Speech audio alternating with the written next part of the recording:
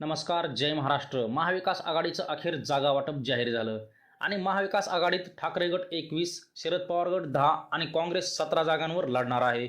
आणि या जागा वाटपात शिवसेना मोठा भाऊ ठरला, कारण की सगळ्यात जास्त जागा शिवसेनेला देण्यात आल्या आहेत. शिवसेनेला देण्यात आलेल्या 21 जागांवर सध्याची परिस्थिती पाहता उद्धव ठाकरे यांचे किती उमेदवार विजयी होतील, किती उमेदवार पराभव होतील आणि किती जागेवर अटीतटीची लढाई होईल ते आपण पाहू. एकनाथ शिंदेंनी शिवसेनेत आणि अजित पवारांनी राष्ट्रवादीमध्ये बंड केले आणि भाजपबरोबर सत्तेत मांडीला मांडी लावून बसले. परंतु सध्याची परिस्थिती पाहता आणि केलेल्या बंडामुळे जनतेत निर्माण झालेला भावनेचा झरा महायुतीला रडवणार हे नक्की. तरी सध्याची परिस्थिती पाहता 11 जागांवर उद्धव ठाकरे यांची उमेदवार विजयी होतील, तर 6 जागांवर अटीतटीची लढत होऊ शकते, तर 4 जागांवर पराभव होण्याची जास्त शक्यता आहे. तर कोणत्या जागेवर काय होऊ शकते ते आपण पाहू. ठाकरेंचे उमेदवार विजयी होण्याचे मतदारसंघ ते म्हणजे पहिला आहे धाराशिव. धाराशिवमध्ये 2019ला राणा जगजितसिंह पाटलांचा पराभव करत शिवसेनेचे ओमराजे निंबाळकर हे विजयी झाले होते.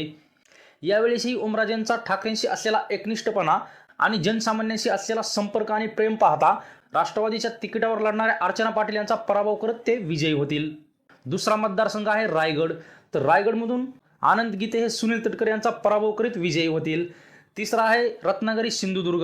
रत्नागिरी सिंधुदुर्गमध्ये नारायण राणे जरी असले तरी विनायक राऊत हे विजयी होतील. चौथा आहे दक्षिण मुंबई. दक्षिण मुंबईमध्ये ठाकरे गटात झालेल्या मोठ्या इन्कमिंगमुळे ठाकरे गटाला फायदा होईल आणि दक्षिण मुंबईमध्ये अरविंद सावंत हे विजयी होतील. पाचवा आहे ठाणे. तर ठाण्यातून राजन विचारे हे विजयी होतील. सहावा मतदारसंघ आहे जळगाव. तसं तर जळगावमध्ये भाजपचं वर्चस्व आहे, परंतु विद्यमान खासदार उन्मेष पाटील यांचा भाजपने तिकीट कापून स्मिता पाटील यांना तिकीट दिल्यामुळे उन्मेष पाटील आणि करण पवार यांनी नाराज होऊन ठाकरे गटात पक्षप्रवेश केला होता आणि ठाकरेंकडून करण पाटील यांना उमेदवारी देण्यात आली आहे. तर उन्मेष पाटील यांनी मित्र करण पवार यांना निवडून आणण्याची शपथ घेतली आहे. तर सातवा आहे संभाजीनगर. तर संभाजीनगरमधून चंद्रकांत खैरे हे विजयी होण्याची शक्यता आहे. आठवा मतदारसंघ आहे नाशिक. तर महायुतीत सुरू असलेल्या नाशिकच्या जागेच्या भांडणामुळे ठाकरे गटाचे राजाभाऊ वारे हे विजयी होतील. आणि आठवा आहे शिर्डी. तर शिर्डीमध्येही बंडखोरीमुळे ठाकरे गटाचे भाऊसाहेब वागचौरे विजयी होतील. 10वा मतदारसंघ आहे ते म्हणजे बुलढाणा. तर बुलढाण्यात नरेंद्र खेडकर हे विजयी होतील. आणि 11 यवतमाळमध्येही संजय देशमुख हे विजयी होतील. तर अटीतटीची लढाई होणारे मतदारसंघ म्हणजे पहिला आहे मावळ. मावळमधील अजितदादांचे मानले जाणारे निकटवर्तीय संजोग वाघोरे यांनी काही दिवसापूर्वी ठाकरे गटात पक्षप्रवेश केला होता आणि ठाकरेंनी वाघोरे यांना तिकीटही जाहीर केले होते.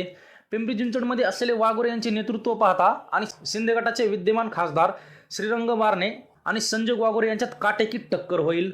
दुसरा म्हणजे दक्षिण मुंबई. दक्षिण मुंबई येथे अनिल देसाई विरुद्ध राहुल शेवाळे यांच्यामध्ये कोण विजयी रॅली काढेल हे सांगता येत नाही. तिसरा आहे ईशान्य मुंबईमध्ये भाजप विरुद्ध ठाकरे गट अशी लढत असून मिहीर कोटे व ठाकरे गटाचे संजय दिना पाटील यांच्यात टफ फाईट होईल. चौथा हिंगोली. तर हिंगोलीत ठाकरेंचे नागेश पाटील विरुद्ध शिंदे गटाचे बाबूराव कदम कोहळीकर यांच्यात कोणीही निवडून येऊ शकते. तर पाचवा आहे परभणी. तर परभणीमध्ये एकदम काटेकी टक्कर होईल, कारण की महादेव जानकर मैदानात उतरल्यामुळे ठाकरे गटाचे संजय जाधव यांना ही लढाई जड जाईल. तर महाविकास आघाडीची सध्याची परिस्थिती पाहता 4 जागांवर ठाकरेंचा पराभव होण्याची दाट शक्यता आहे. ते म्हणजे पालघर, सांगली, कल्याण आणि हातकणंगले. हे होते ठाकरेंचे 21 मतदारसंघ. तर ही सगळी माहिती आताच्या चालू घडामोडी आणि महाविकास आघाडीची ताकद असलेल्या मतदारसंघावरून सांगण्यात येत आहे. त्यामुळे शक्यतो तर कोणाला निवडून आणायचं आणि कोणाला घरी बसवायचं हे तर जनताच ठरवणार आहे. तर तुम्हाला काय वाटतं, ठाकरेंचे किती उमेदवार निवडून येतील, किती घरी बस आणि महाविकास आघाडी की महायुतीचे उमेदवार जास्त निवडून येतील ते तुमचं मत कमेंट बॉक्समध्ये मांडा. आणि अशाच राजकीय घडामोडींसाठी आताच आपल्या रैया महाराष्ट्र या यूट्यूब चॅनलला सबस्क्राईब करा.